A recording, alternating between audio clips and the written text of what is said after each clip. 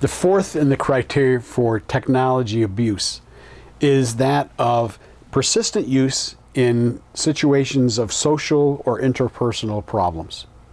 Do you know of anyone who's divorced today because of their technology use, or has had serious social or interpersonal problems because of the way that they have used technology? A friend of mine who's a priest actually performed a number of annulments over this last year. One was for pornography. Secondly was for gaming, just excessive gaming on the computer where their relationship just totally deteriorated. And then a third one was actually just because the person was spending so much time on technology that their relationship deteriorated. I know of at least a couple of people myself over the last year that have gotten divorces strictly because of technology use. When we look at the use of different types of technology, Facebook is actually implicated in 1 in 5 online divorces today. So it's important when we start looking at the way that this is being used in communication that in some cases it enhances it, but in many cases it actually detracts from it.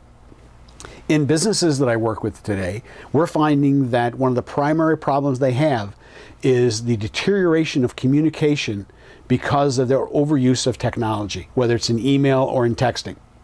When we start looking at the way that relationships are formed, many individuals today, especially the young people in high school, many of them are forming relationships online, carrying them out online, will even pass each other in the hall and not speak. But the first time they come together is actually when they come together to have sex. The dating relationship has totally changed because of this particular issue. We're finding individuals opening up and giving lots of personal information very rapidly.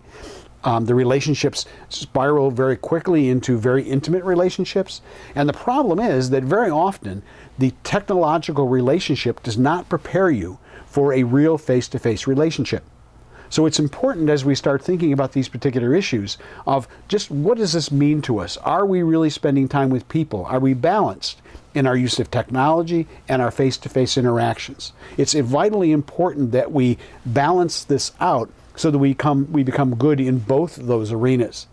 The thing I can tell you today is that in another workplace that I had talked to a manager in, he was telling me that he's actually having trouble today finding young people coming out of college that can speak to each other and speak coherently in face-to-face interaction, that can work effectively in groups, or can work to be creative in their problem solving.